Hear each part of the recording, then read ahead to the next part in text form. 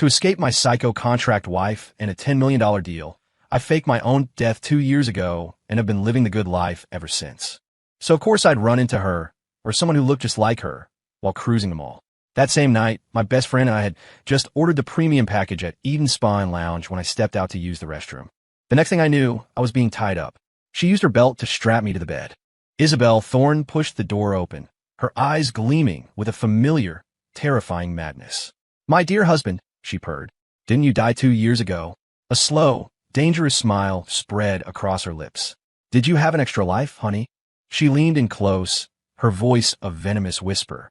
"You've been a very bad boy, trying to leave me again."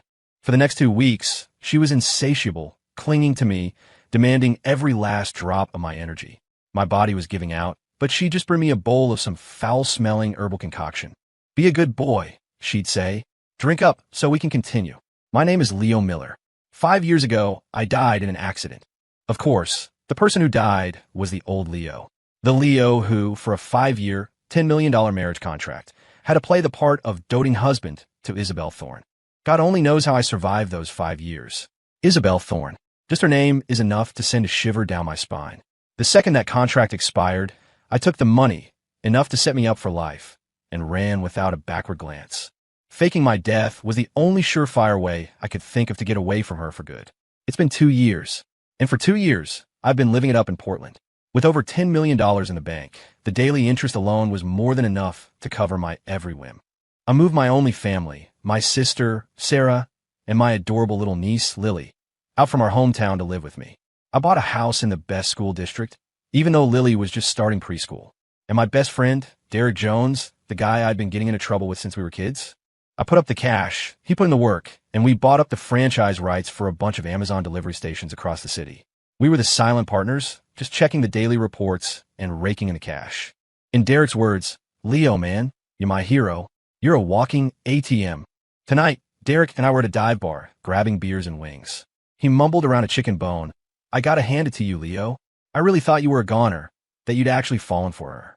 5 years playing bodyguard and lapdog to an ice queen like Isabel Thorne, day in and day out." He took a huge swig of his beer and burped. "So you were just playing a long game, huh? A 5-year undercover mission to scam the rich girl and run off with the cash. I honestly thought you were a willing simp, that you'd gone soft, totally whipped." Derek slapped me on the back so hard, I almost choked on a wing. I knew it. My boy wouldn't be some spineless pushover. I washed the wing down with some cold beer, a bitter smile on my face. "Simp? Whipped? You think I wanted any of that? Only I know what it took to survive those 5 years," I said. "That woman, Isabel, man, it's a long story. Anyway, the money's in the bank, I'm free. The rest of it? Let's not even talk about it. This life, right now, was the one I wanted." When I got home, Sarah had a hot meal waiting. "Leo, you're back. Wash up, dinner's ready. I made your favorite, barbecue ribs." "Uncle Leo." My niece, Lily, shot across the room like a tiny cannonball and latched on my leg. I laughed, scooping her up and planting a kiss on her cheek. "Were you a good girl at preschool today?" Lily was the bestest. My parents died when I was young. It was Sarah who raised me, who put me through college. She was more of a mother to me than a sister. Later on, she married the wrong guy, and they divorced not long after Lily was born, leaving her with some health problems and a broken heart. Bringing them to Portland was my way of giving them the good life they deserved. My family is the most precious thing in the world to me. No one's going to mess with that. At the dinner table, Lily was chewing on her fork, her big eyes blinking up at me. "Uncle Leo, that wife you had before, was she really, really mean? Is that why you had to die and run away?" Sarah gently tapped her hand. "Lily, don't say things like that." I tweaked her little nose and smiled. What do little kids know? Uncle Leo had to go save the world. I defeated the big, bad monster, and now I'm back. "Oh, so you're a superhero." Seeing her innocent smile warmed my heart. Still, for some reason, even though life felt like a dream, a deep, unshakable unease lingered somewhere inside me, especially when I heard the name Isabel Thorne. It was like a curse etched into my bones. I shook my head, pushing the thought away. Impossible. There was no way she could find me. Portland was a big city, and I had a new identity. Later that evening, I was pushing Lily on the swings of the neighborhood park. The setting sun cast a golden glow on her happy face, her laughter like tinkling silver bells. Watching her, a sense of peace washed over me. This life was paradise. The weekend was bright and sunny. Humming a tune, I drove my new SUV, with my precious niece Lily strapped in her car seat, straight to the biggest shopping mall in Portland. Uncle Leo, I want that one. And that one. The little tyke pointed her finger at the dazzling billboards outside, her face flushed with excitement. Whatever she wants, she gets. The toy section, the newest Barbie Dreamhouse set. Check. The snack aisle, her favorite imported chocolates, fruit gummies, and chips. Swept them all into the cart. The kids' clothing department, princess dresses, athletic sets, a few of each. Lily hugged a mountain of her spoils, her eyes squeezed shut in a grin, looking like a little fox who just raided the henhouse. Thank you, Uncle Leo. You're the best. You little charmer. I laughed, tweaking her nose. This was the life. Comfortable, free, with my favorite people by my side. We passed a luxuriously decorated high-end watch boutique. I didn't plan on looking. I've been dragged to places like this with Isabel more times than I could count and was sick of them. But then, a flicker of movement in my peripheral vision. A figure at the counter. A dark dress, cinched at an impossibly thin waist. Her makeup was exquisite but gave her face a pale, almost sickly pallor, with a slash of dark red lipstick that stood out. She was leaning slightly, looking down at the watches in the glass case. The profile of her face. My heart skipped a beat. Isabel, what was she doing here? Wasn't she supposed to be in New York, ruling over her cold, corporate empire like the ice queen she was? My feet stopped moving before my brain could catch up. The woman seemed to sense my stare. She slowly lifted her head and looked in my direction. Our eyes met. Boom! Something exploded in my head. Those eyes as cold and distant as ever. But now they held a hint of something I couldn't place, a deep weariness, and melancholy. I'd recognize her if she was a ghost. Isabel. She was really in Portland. My blood turned to ice, and my hands grew clammy. She saw me, but just for a second, maybe less. She turned her head away, just as calmly, her attention returning to the watches as if I were nothing more than a random stranger. No, wait, that wasn't right. The old Isabel hated dark clothes. Her closet, aside from her black power suits, was filled with light, cheerful colors. And she never wore makeup like this. This decadent, almost tragic look. Her whole vibe was different. The old Isabel was an untouchable ice queen, radiating an arrogance that pushed everyone away. This woman in front of me was more like a black tulip, blooming silently in the dead of night, tinged with a hint of despair. I had to be mistaken. Yes, that was it. Just a look-alike. Portland is a big city. It's full of people who look like other people. I took a deep breath, trying to calm my racing heart. Uncle Leo, Lily whispered, tugging on my jacket. She looked from me to the woman in the store, her big eyes wide with curiosity. That lady is so pretty. She lowered her voice. But why does she look so sad? Does she want to watch, but doesn't have any money? The innocent words of a child were like a needle, pricking at my frayed nerves. Sad? Isabel Thorne could be sad? I thought she was always serene, always in control of everything. Lily, you're seeing things? That lady is very happy. I managed a weak smile, pulling Lily's hand. Let's go look at more toys. How about Uncle Leo buys you a remote control car? Yay, a child's attention is easily diverted. I practically fled the store, dragging Lily with me. But my heart felt like it was being squeezed by an invisible hand, heavy and tight. That look in her eyes, that familiarity that felt etched into my very soul. It couldn't be faked. If it really was her, why was she in Portland? A coincidence? Or, I didn't dare think about it. I wanted them all with Lily for a while longer, buying a few more things, but my mind was elsewhere. That figure, that look was burned into my memory. Finally, we left the mall. In the parking garage, I loaded the bags into the trunk and buckled Lily into her car seat. I started the car and pulled out of the parking spot. Instinctively, I glanced at the rearview mirror. Nothing out of the ordinary. I was just being paranoid. Yeah, that had to be it. Back home, I couldn't get the image of that woman from the luxury watch store out of my head. The more I thought about it, the more I was convinced it was her, yet the more I tried to convince myself it wasn't. Isabel. The name was like a splinter under my skin, a dull, persistent ache. I shook my head. Forget it.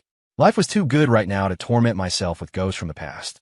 I just showered and changed into some comfy sweats, ready to crash on the sofa and scroll through TikTok when my phone rang. It was Derek. Leo. Dude, you up for a night out? Old spot, Eden Spa. My treat. Let's get those kinks worked out. Derek's voice was as loud and obnoxious as ever. Eden Spa. I hesitated. We've been there a bunch over the last 2 years. It really was a great place to unwind. The anxiety from earlier hadn't completely faded. Maybe a change of scenery was exactly what I needed to shake it off for good. All right, I'm on my way. That's my boy. Hurry up, I'm already downstairs. I hung up, threw on a jacket, told Sarah I was stepping out for a bit, and flew down the stairs. A flashy red sports car was parked at the curb. Derek was leaning against it, an unlit cigarette dangling from his lips. He gave me a knowing smirk. "Let's roll, Leo. Tonight, you're going to experience what heaven on earth feels like." We sped through the city and arrived at Eden Spa and Lounge. The entrance was all gold and glitter, with a line of hostesses in slinky dresses welcoming guests. Derek slung an arm around my shoulder and swaggered in. The manager saw him and immediately came over, his face beaming. "Mr. Jones, Mr. Miller, it's been a while. Welcome, welcome, please come in." Derek waved a hand dismissively, all swagger. "The usual, the 888 package. And get me Tiffany, number 38. He clapped me on the shoulder. "What about you, Leo?" "Same package," I said, not wanting to think about it. "My usual, Chloe, number 24. Right away. Gentlemen, please head upstairs." "Your rooms are ready," the manager said, bowing as he led us up. Derek and I got adjoining private rooms. We settled onto the plush massage tables, and soon our masseuses came in with basins of hot water. Chloe, number 24, was a quiet young woman, but her technique was masterful. As my feet soaked in the hot water, she worked on my shoulders and neck with the perfect amount of pressure. The soundproofing between our rooms wasn't great. I could faintly hear Derek bragging next door. And let me tell you, I just locked down another delivery zone. It'll pay for itself by next month. I couldn't help but smile. Same old Derek. As I enjoyed the professional service, the day's anxieties and that unnameable dread began to dissolve in the steam and the soothing massage. I was finally starting to relax. Man, every guy needs an escape like this. Just as I was about to drift off to sleep, a sudden urge hit me. Damn it. Must have been that big bowl of soup Sarah made for dinner. "Chloe, give me a minute. I need to use the restroom," I said, sitting up. I yelled to the next room. "Derek, I'm hitting the head. Go for it, man. Need to take a piss already?" "What? Not taking your supplements." Derek hollered back. I laughed and cursed at him under my breath as I shuffled out of the room in a pair of spa slippers. The public restroom at Eden was as luxurious as the rest of the place, spotlessly clean. After finishing my business, I went to the sink. The cool water felt good on my hands. I shook them dry and glanced at my reflection in the mirror, a bit tired but mostly relaxed. Just as I turned to head back to my room, without any warning, a sharp, violent pain exploded at the back of my neck. It felt like I'd been hit with a lead pipe. My vision went black. I didn't even have time to make a sound before my body went limp and the world faded away. In the next room, Derek was still spinning tales for Tiffany. "And once I make enough money, I'm going to buy a private island, an everyday isle." After a while, he realized something was off. Did Leo fall into the toilet or something? What's taking him so long? He pulled out his phone and called me. "We're sorry. The person you are calling is not available at the moment." Derek frowned, a bad feeling creeping in his gut. "Shit, you don't think something happened, do you?" He shot up from the massage table, not even bothering to explain to the masseuse, and rushed out in his slippers. "Leo, Leo," he yelled. No answer. The restroom was empty. The hallway was quiet. He first called my sister, Sarah, and casually asked if I had come home. Then he told her that I had to leave town for a while to check on some business opportunities in a nearby city. My head was killing me. It felt like someone had taken a hammer to it. I forced my eyes open. Everything was blurry. As my vision cleared, my blood ran cold. Where the hell was I? A strange ceiling, with an opulent but oppressively styled crystal chandelier. I tried to move, but something cold was clamped around my wrists. I looked down. Holy shit. My wrists were shackled with metal cuffs, chained to the headboard of a bed. My ankles, too. Cold. Hard. I was tied to a huge, unfamiliar bed. What the hell was going on? Was this some kind of next-level shakedown? Did that idiot Derek sell me out? No, he didn't have the guts or the brains for something like this. The room was luxurious, but decorated in dark, somber tones that gave it a creepy vibe. And there was a smell in the air. A goddamn familiar perfume. Every hair on my body stood on end. I'd know that scent anywhere. Isabel. It was her custom-made perfume, the only one of its kind in the world. My heart started hammering against my ribs, so hard I thought it would burst out of my throat. No, it couldn't be. How could she? I was at Eden Spa. I just went to the restroom. A series of terrifying thoughts exploded in my mind, making my scalp tingle. I'm toast. Game over. This woman, she was even crazier than I remembered. As my mind raced, trying to figure a way out of these damn shackles, the door clicked open. Click. Then came the sharp, crisp sound of high heels on the floor. Click. Clack. Slow, deliberate steps, like the Grim Reaper approaching, each one landing squarely on my beating heart. A figure appeared in the doorway. It was the same dark dress from the mall, the same exquisite makeup with its sickly pale cast. Isabel. Her face was blank as she stared at me, her eyes as cold as ever, but deep within them, I saw a flicker of something I couldn't comprehend, a terrifying madness. "My dear husband," she began, her voice chillingly calm. "Didn't you die in a car crash 2 years ago?" She paused, the corner of her mouth twitching into a bizarre smile. "What's this? Did you have a respawn token? What the hell? Why did that line sound so familiar?" She walked toward me, step by step, the sound of her heels getting closer, the pressure in the room building. I could smell that familiar perfume, a scent that now filled me with absolute dread. She stopped at the bedside, looking down at me like I was a prized possession she'd just recovered. Then, she did something that made my jaw drop. She unbuckled the expensive-looking leather belt from her waist. And with that belt, she began to bind my upper body, wrapping it around and around, tying me tightly to the headboard. The position. A wave of intense humiliation washed over me. "You've been a very bad boy, honey," she whispered, leaning over me. Her cool hair brushed against my face, her warm breath ghosting over my ear. "Did you really think you could leave me all alone again?" Her voice was a strange mix of hurt, obsession, and a sick, twisted kind of love. Then, she pressed her whole body against mine. She kissed me, touched me, with a desperate, frantic energy, as if she wanted to meld me into her very bones so we could never be separated again. I was so screwed. The lamb had walked right back into the lion's den. For the next 2 weeks, I lived a life worse than a dog's. Oh wait, no, it was a life of being served hand and foot, a prisoner's life. She treated me like her exclusive property. Every day, she found new ways to torment me. My body was deteriorating at a visible rate. I felt completely hollowed out, and every time I felt like I was about to ascend to the heavens, she'd bring me all sorts of expensive supplements. Ginseng, deer antler, sea cucumber, abalone, you name it. She even made soups with her own hands. She would feed them to me gently, spoonful by spoonful, sometimes even mouth to mouth. Then, once I had regained a sliver of strength, she would start a new round of draining me dry. What the hell was this? The carrot and the stick? No, this was torture wrapped in a sweet package. I felt like I was on the verge of a complete mental breakdown. What the hell kind of life was this? In this opulent cage, a room that screamed luxury and depression in equal measure, I lived the life I'd always dreamed of. Oh, who was I kidding? I was a well-fed pig being fattened for the slaughter. Every day, Isabel would appear right on schedule. She'd cook herself, using ingredients I'd only ever seen in Michelin-star restaurants, turning them into exquisite dishes. Then she'd sit by the bed and feed me, bite by bite, like I was a toddler. To be honest, the food was incredible, but it was hard to enjoy it when you were ignoring the cold metal shackles on your wrists and ankles and her burning, possessive eyes that never once left me. "Open up, honey." Her voice was soft with a subtle raspiness. What could I do? Did I dare refuse? Sometimes, she must have gotten bored with the routine. She'd come in with a bowl of warm soup or carefully prepared porridge. "It's hot. Let me cool it for you." Then, she'd take a sip herself, lean down, and feed it to me with her soft lips, mouth to mouth. Holy crap. The first time she did that, I froze completely.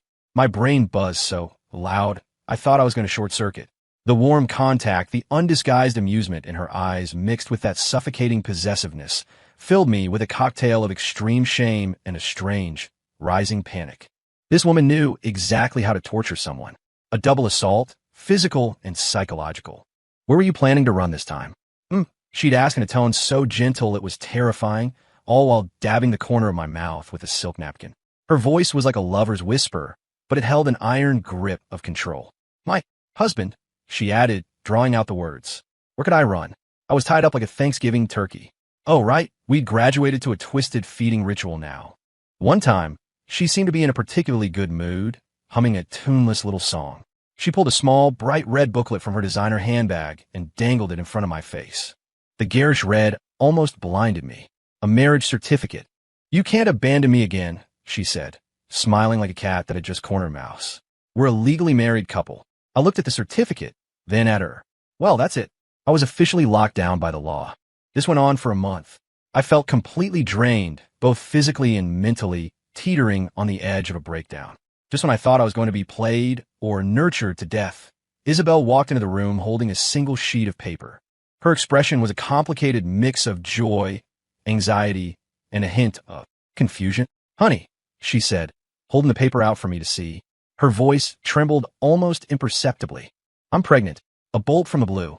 I stared at the positive marker on the lab report, and my brain completely shut down. Pregnant? With whose? Oh, who else could it be? For the past month, what else had I done besides being pinned to this bed and ravaged by her? I watched her instinctively place a hand over her stomach, which was still flat. Or maybe I was just seeing things. But I was stunned. Utterly stunned. She was pregnant. And the first thing she did was unlock the shackles on my wrists and ankles. From now on, you can move freely around the room, she said calmly, as if it were the most insignificant thing in the world. Was this? What, was I being promoted because of the baby? I'd earned a fraction of my freedom because of a little clump of cells in her belly? But what kind of freedom was this, really? I looked at her, then down at my wrists, still red and chafed from the cuffs. Run? She was pregnant with my child. As much of a screw-up as I was, I couldn't just abandon my kid, even if the mother was a little intense. Don't run? What other choice did I have? For now, I have to play along, let her call the shots. I couldn't just walk away from this. I couldn't be that guy. The bone-deep exhaustion hadn't faded, but now there was a new variable in the equation. That little clump of cells in her belly was my only get-out-of-jail-free card. Or maybe it was just a new, more permanent set of chains. I cleared my throat, which felt rough from disuse. Besides a few grunts and moans here and there, I hadn't said much in a month. Why did you come to Portland? Don't tell me. You came here looking for me. I asked, though I already knew the answer. With her level of crazy, coincidence wasn't in her vocabulary. Isabel was standing in front of the mirror, methodically smoothing out the wrinkles in her dark dress. She paused at my question. Through the reflection, I saw her face shift back to that familiar, aloof expression of superiority, as if the woman who'd been clinging to me moments before was just a figment of my imagination. A year ago, the business in New York was mostly stabilized, she said, her voice flat, as if she were discussing a quarterly report. She turned around. I found that city held too many heavy memories. She walked to the window, gazing out at the bustling Portland cityscape. Portland has nice scenery, the air is clean. I came here for a change of pace and to scout for potential investments. I was thinking of relocating. She said it so convincingly, I almost believed her. If I hadn't just been freed from her bed, that is. And that day at the mall, I pressed. Seeing you at the mall was a complete coincidence. She finally looked at me, a cryptic smile playing on her lips.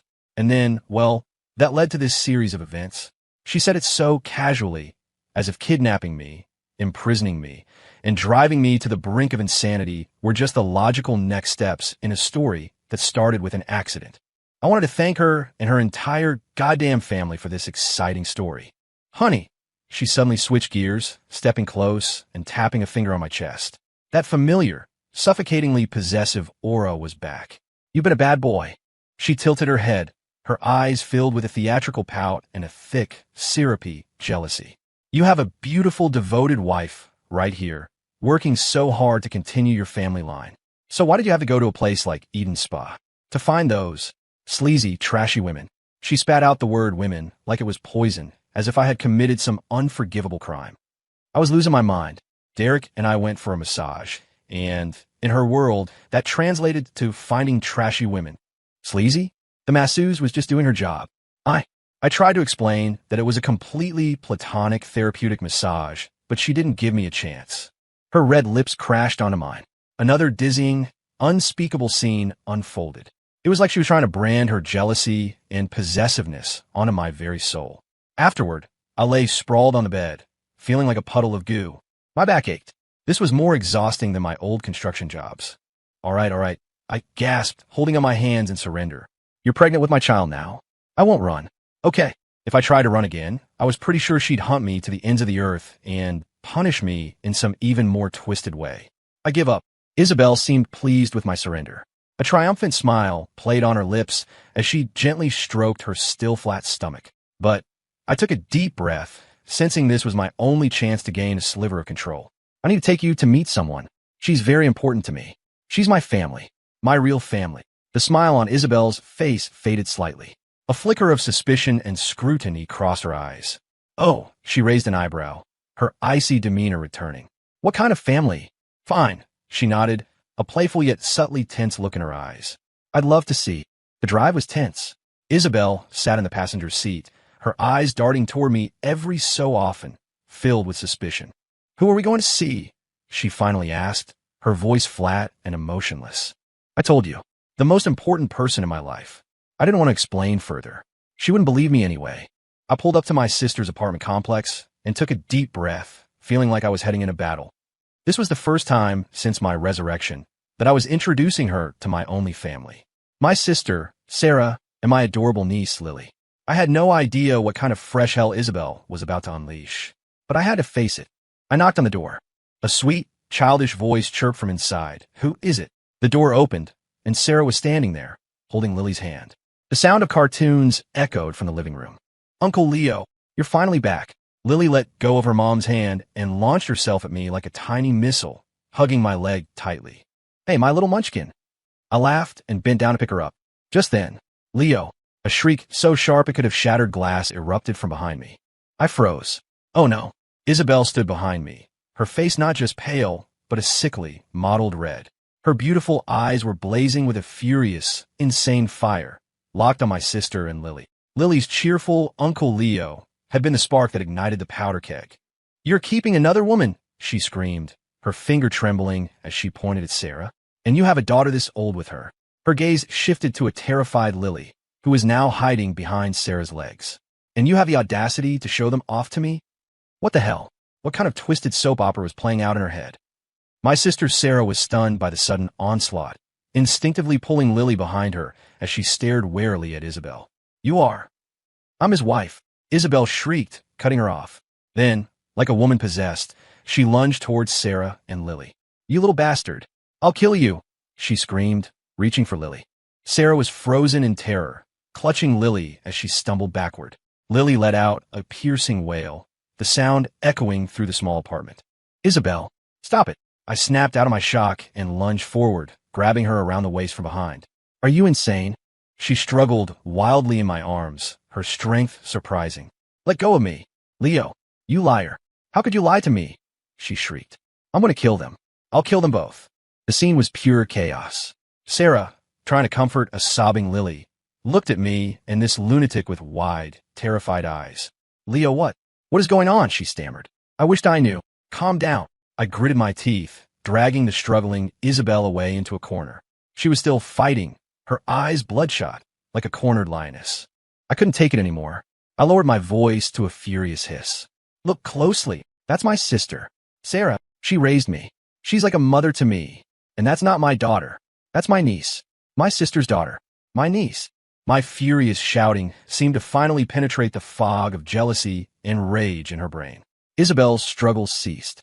She froze. She stared at me in disbelief, then whipped her head around to look at my sister, who was still trying to soothe a crying Lily. The series of expressions that crossed her face was something to behold. It went from pure rage to shock to confusion, and finally to a dawning, creeping horror. Her mouth opened slightly, but no words came out. She seemed to finally realize that she had just made a colossal, universe-shattering mistake. The air went dead silent, broken only by Lily's heartbroken sobs. My furious declaration that Lily was my niece was like a bucket of ice water dumped over Isabel's raging fire. She froze solid. Her eyes were wide, darting from me to my sister, who was still comforting a traumatized Lily. "Your sister?" Her voice trembled, all the ferocity from moments before completely gone. The color drained from her face, leaving it whiter than her usual pale makeup. She finally, maybe sort of understood the magnitude of her screw-up. My sister, still bewildered, clutched Lily and watched Isabel with wary eyes. The next thing Isabel did almost made my eyes pop out of my head. She suddenly spun around, faced my sister, and executed a perfect 90-degree bow. It was so formal it looked like something out of a textbook. "Sister, I am so sorry." Her voice was loud, laced with a sob, and dripping with flattery. "I'm misunderstood. I'm a horrible person. I'm blind. I should be struck down." "Me? My sister?" Lily was so startled by the outburst that her crying hitched for a second. This woman's ability to switch gears was faster than a Formula One car. After the apology, she straightened up and saw Lily still sniffling in Sarah's arms. Isabel's face immediately broke into what was supposed to be a warm, friendly smile. She cautiously crouched down, trying to get closer. "Sweetie, don't cry, don't cry. Auntie didn't mean it. Auntie is sorry, okay?" She reached out to pat Lily's head. Lily recoiled, burying her face in Sarah's side and shaking her little head violently. "Wah, bad lady. Mommy, bad lady." Isabel's outstretched hand froze midair, the smile stiffening on her face. She looked utterly lost, sweat beading on her forehead as she glanced at me desperately. That look on her face was like a lost puppy begging for help. "Leo," she pleaded, her voice laced with a panic she probably didn't even recognize in herself. What could I do? I was pretty desperate myself. Lily, sweetie, it's okay. This is Uncle Leo's friend." My explanation sounded pathetic even to my own ears. Isabel's eyes darted around, and a light bulb seemed to go off. She shot up and fumbled in her ridiculously expensive handbag, pulling out a sleek black credit card. "Sister Lily, I'm so sorry. I didn't know." She tried to shove the card into my sister's hand. "Please, whatever you need, whatever you want, just buy it. It's on me. Consider it my apology." Sarah, completely flustered, waved her hands frantically. No, we can't accept this. We don't need anything." "Yes, you do. You must," Isabel insisted, absolutely certain. "What toys does Lily like? Barbies? Legos? A Disney princess dress? Annie will buy them all for you. And you, sister, what kind of handbag do you like? What jewelry? I'll have it delivered to your door." She sounded like a lottery winner on a frantic spending spree, desperate to flash her wealth. Watching her try to bury us in consumer goods, I felt a vain throb in my forehead. This woman's solution to every problem was so infuriatingly simple. Throw money at it. But Sarah was a reasonable person.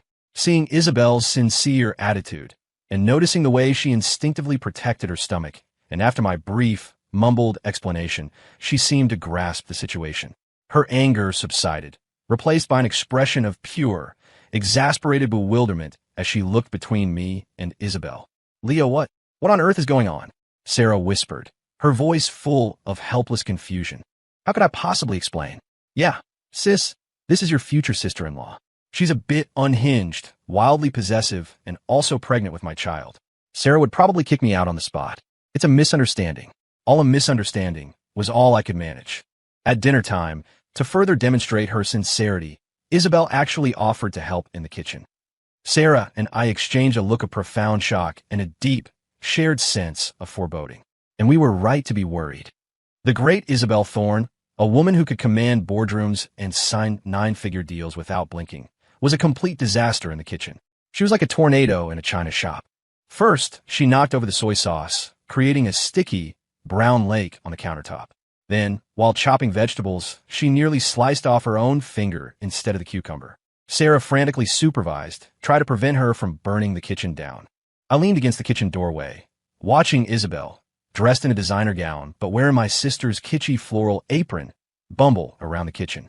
For a moment, it was almost funny, and it stirred something strange inside me. She finally emerged, proudly presenting a plate of something black and unrecognizable. Her face was smudged with flour, but she was grinning like a child seeking praise. "Leo, sister, try it. It's my first time cooking." Sarah and I stared at the dark matter on the plate, then at her expectant face. We shared a look of mutual suffering. It seemed that this powerful, domineering, and frankly psycho woman was, for my sake, actually willing to shed all of her pride and arrogance. She was trying, in her own clumsy way, to become a part of my life, my family, even if her methods were hard to stomach. In the end, Sarah had to cook a whole new meal. And even Isabel had to admit, my sister's cooking was amazing. After that day, it was like Isabel had installed a permanent homing beacon in my sister's apartment. "Leo, I'm hungry. Leo, I'm craving Sarah's sweet and sour pork today. Leo, Lily said she wants the strawberry cake I bought." The excuses were endless, but the goal was always the same, mooching a meal. She called it catering to the pregnant woman's palate and soaking in the warmth of a family. My sister, Sarah, went from being stunned and wary to just used to it. Sometimes, if Isabel was running a little late, Sarah would even murmur, "I wonder why Isabel isn't here yet." Of course, Isabel didn't just eat. She would insist on washing the dishes, which usually resulted in a flooded kitchen floor. She tried to help Lily with arts and crafts, only to get more engrossed than Lily herself, making a complete mess of the materials. Watching her, dressed in a $1,000 dress and a $10 apron, causing chaos in the kitchen, I sometimes really wanted to pry open her head and see what was going on in there. As for Lily, she was completely won over by Isabel's combination of checkbook diplomacy and genuine patience. Imported snacks became a daily staple, and limited edition Barbie dolls filled her toy corner. Whenever Isabel arrived, Lily would trail after her like a little shadow. Annabelle, Was the little baby in your tummy good today? Annabelle, you know what? That mean boy at preschool was mean to me again. Isabel would crouch down and listen intently to all of Lily's little stories, her eyes filled with a softness that could melt glaciers. It was a stark contrast to the predatory looks she gave me when we were alone. My sister watched the two of them, her initial anxiety replaced with amusement. You know, Leo, she told me quietly one day, take away the bossiness, and Isabel is actually a pretty good person. Look at her. She really cares about Lily, and she never hesitates to buy us things. It's just that temper. It's like a firecracker, goes off at the slightest thing. What could I say? I just nodded in agreement. She was good to me, in her own way. The kind of good that involved wanting to keep me on a very, very short leash. But the good times couldn't last forever. Isabel's morning sickness hit, and it hit hard. She was sick all the time, throwing up everything she ate. Her mood swings became legendary.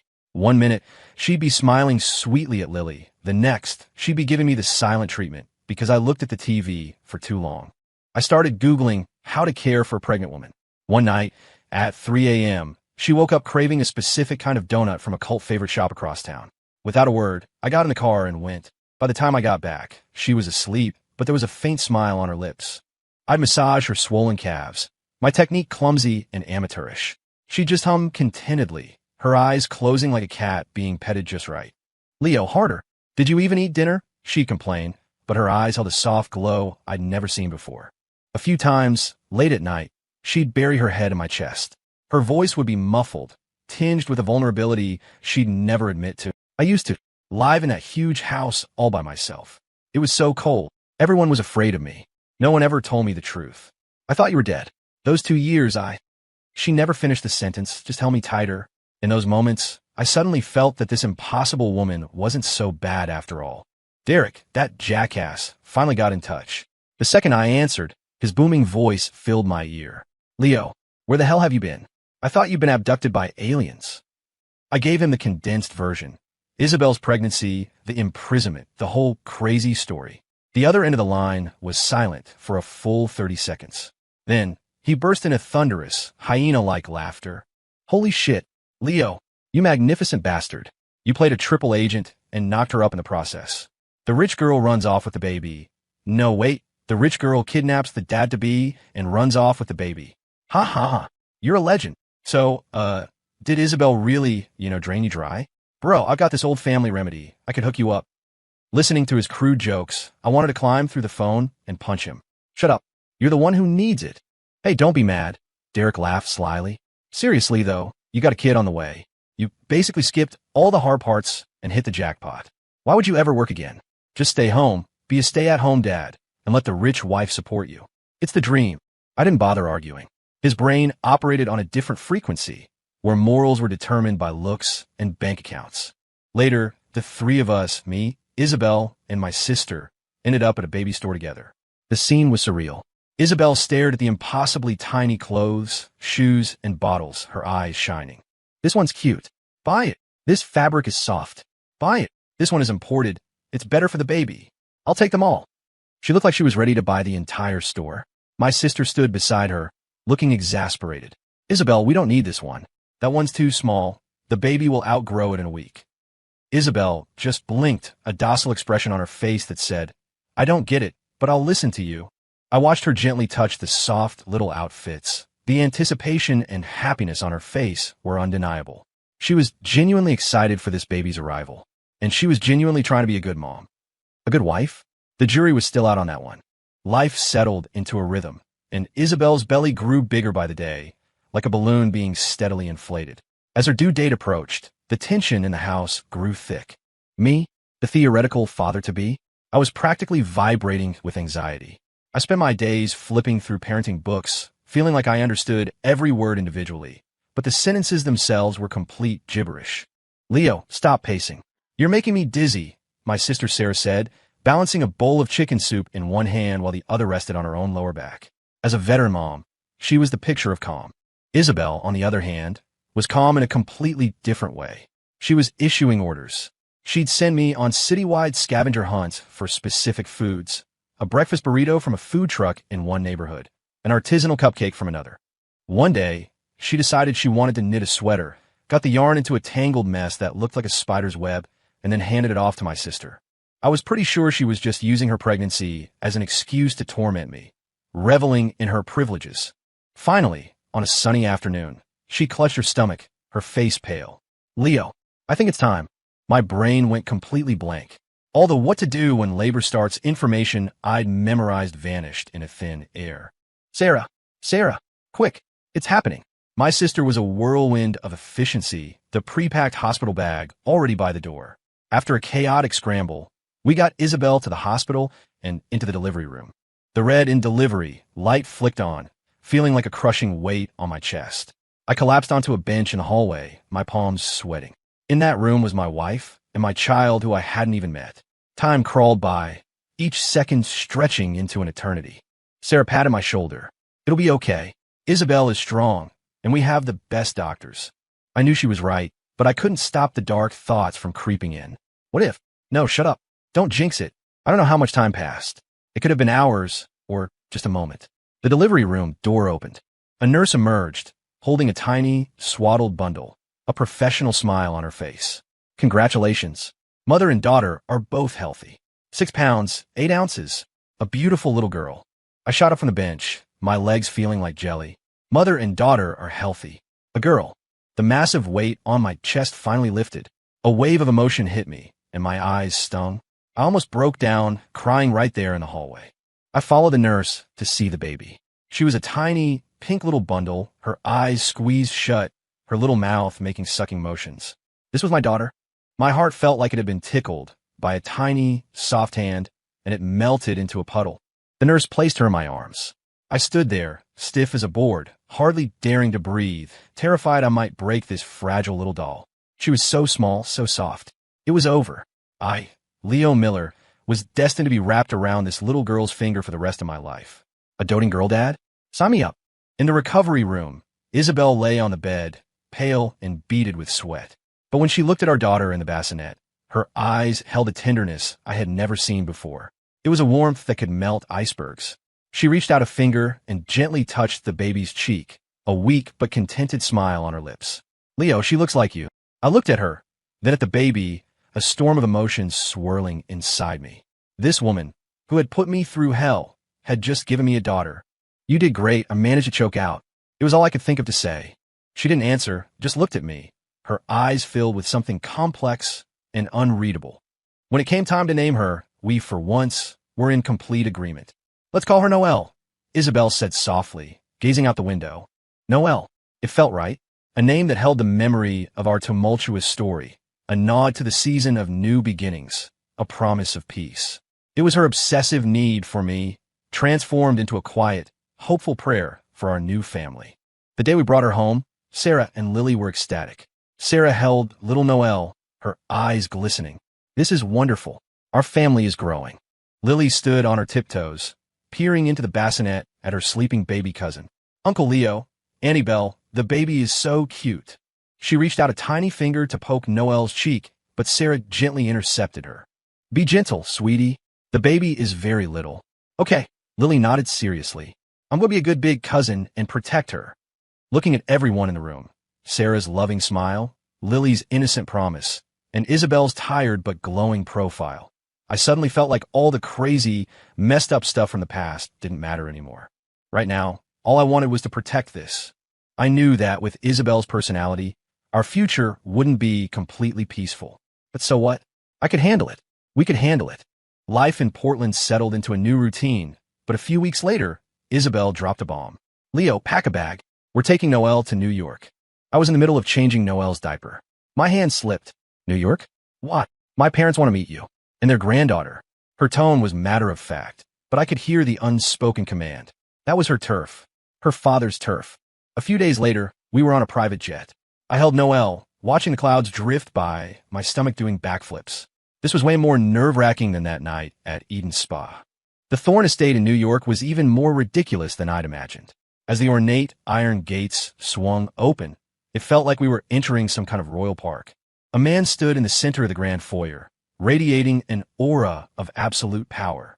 He was impeccably dressed in a dark, tailored suit that screamed old money and authority. His hair was perfectly coiffed, and his eyes were sharp enough to pierce straight through you. This had to be your father, Harrison Thorne. He scanned me from head to toe, and I felt like I was undergoing an X-ray inspection. The air grew thick and heavy. Isabel, however, was perfectly at ease. "Dad," she said, stepping forward to link her arm with his. "This is Leo, and this is Noelle." Her voice held a hint of daughterly affection I'd never heard before. Wah, as if sensing the oppressive atmosphere. Or maybe she was just hungry. Noelle's face crumpled, and she let out a piercing cry. The sound shattered the silence. Harrison Thorne's intense gaze instantly shifted from me to the baby in my arms. The stern lines of his face softened, melting away. "Oh, my sweet granddaughter, what's wrong?" he murmured, stepping forward to take her from my arms. His movements were surprisingly gentle. As he held her, Noelle's crying subsided, and her tiny hand reached out to grasp his finger. A rare, almost stiff smile appeared on Harrison's face. That evening, the Thornes hosted a grand family dinner. And by dinner, I mean an event more lavish than any corporate gala I'd ever attended. A long, polished table was laden with exquisite food, surrounded by people who looked like they owned half the city. Isabel, stunning in an elegant evening gown, had one arm linked with mine, the other cradling a sleeping Noelle. She stood at the head of the table, her voice clear and confident. "Everyone, I'd like to formally introduce you," she announced, a regal calm about her. "This is my husband, Leo Miller." Her eyes met mine, a flash of pride, tenderness, and undisguised ownership in them. "And this is our daughter, Noelle." The room buzzed with whispers and polite applause. One of the relatives, a woman dripping in diamonds, gave Isabel a knowing smile. "Well, Isabel, dear, it seems your persistence has finally paid off." Her tone was dripping with meaning. Isabel just smiled serenely. Fate is a funny thing, isn't it? After dinner, Harrison summoned me to his study. He poured 2 glasses of whiskey. "Leo," he began, his voice smoother now. "Isabel has always been a stubborn child. When she sets her mind to something, there's no stopping her." I nodded. He had no idea. "I hear you've started some small ventures in Portland. Just a few things, enough to get by," I said modestly. "Have you ever considered working for the Thorne Group?" he asked, getting straight to the point. I froze. He was trying to recruit me. "Harrison," I said carefully, "I'm not a natural businessman. My only goal right now is to live a quiet life and take care of Isabel and Noelle." The Thorne Group was a shark tank. I'd be eaten alive. Harrison studied me for a long moment, then nodded. "I can respect that, as long as Isabel is happy." When I left the study, Isabel was waiting, holding Noelle. "So, what did my father want?" she asked. "Just chatting." She smirked, not buying it for a second. "Honey," she whispered, leaning in close, a smug, triumphant glint in her eyes. "You're the family hero now, the man who finally tamed the dragon. You realize you can get away with anything, right?" I couldn't help but laugh. Even now, she couldn't resist getting the upper hand. But looking at the genuine joy in her eyes and the sleeping baby in her arms. "Fine, I could be the hero."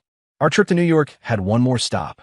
"Leo, tomorrow you're coming somewhere with me," Isabel announced a day later, her expression neutral, but with that familiar, unsettling flicker in her eyes. My stomach dropped. What was she planning now? "Somewhere special. You'll see when we get there." The more cryptic she was, the more nervous I got. The next day, the car wound through a series of streets and finally stopped outside a heavily secured compound. High walls, barbed wire, and guards with stern faces at the gate. A psychiatric hospital? I was confused. Isabel didn't say a word, just got out of the car, holding Noelle, and walked straight in. I hurried after her, my mind racing. We passed through several locked doors and entered a visiting area. Through a thick pane of glass, I saw 2 people, and my blood ran cold. Cody Nash, Sienna Vance. I'd recognize those names even in my nightmares. They were the 2 lowlifes who... But the people in front of me now. Cody was wearing a loose-fitting patient's gown, his hair a mess, his eyes vacant. He was squatting in a corner, chewing on his own fingers with a disturbingly focused expression, drool dripping from his mouth. Sienna wasn't much better. Her hair was wild and unkempt. She was clutching a pillow, murmuring to the wall in a low, ghostly whisper. Holy hell, they were completely broken. All their past arrogance and scheming had vanished without a trace. They were just 2 shells of human beings. Isabel's lips curled into a cold smile as she looked at the 2 figures behind the glass, as if they were insects. I just let them reap what they sowed, and they ended up like this. She said it so casually, but a chill ran down my spine. This woman, when she was ruthless, was truly ruthless. But damn, if it wasn't a little bit satisfying to see. Isabel looked down at our daughter, Noelle, who was blinking up at her, completely unaware. Isabel's voice dropped to an unnervingly instructive tone. Noelle, look closely at those two animals. They're bad people. They almost killed your father and me.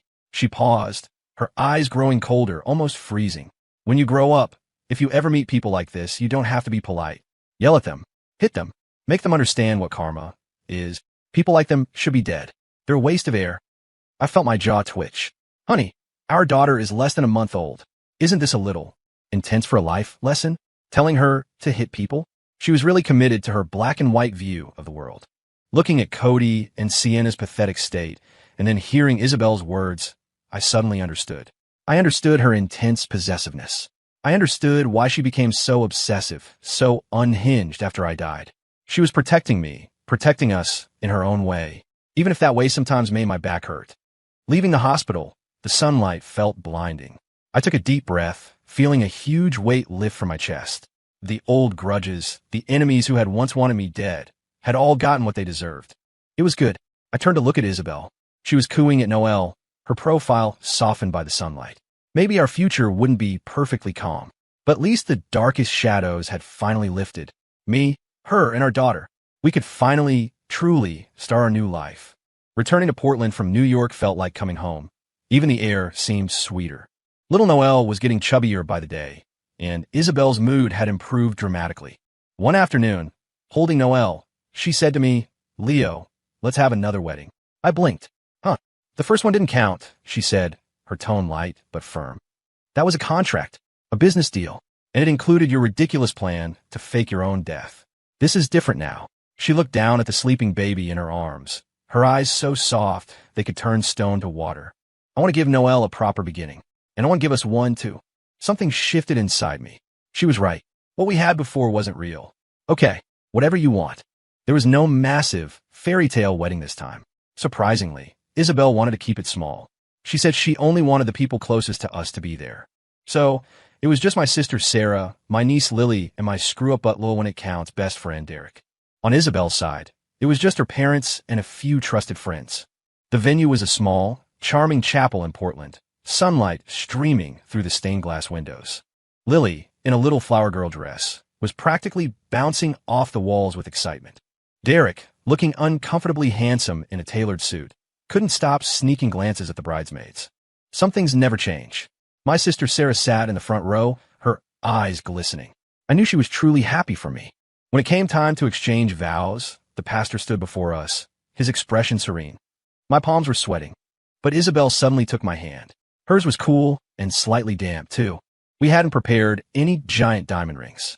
Isabel said that cold, hard objects couldn't possibly represent our back-from-the-dead love story.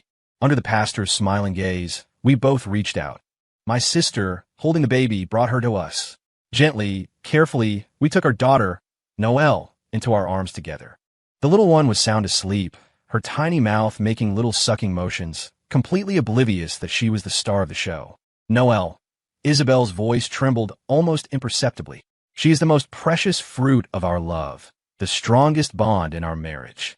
I looked at her, then down at our daughter. My heart was full. Yes, I said, my voice a little hoarse. We'll spend our lives protecting her and protecting this family. The vows were short, but they carried the weight of a lifetime. In the pews, my sister was openly weeping with joy. Even Derek managed a rare moment of sincerity, clapping me on the shoulder. Leo, man, I'm happy for you. From now on, when your wife gives you hell, just remember to, well, take it like a man. I didn't know whether to laugh or cry. The Isabel at the wedding was someone I'd never seen before. In her white dress, her face was free of its usual icy mask. In its place was the blush of a bride and the gentle warmth of a new mother. She held my hand tightly. Her eyes, which usually held storms, were now filled with nothing but pure happiness and a kind of peace I'd never seen in them before.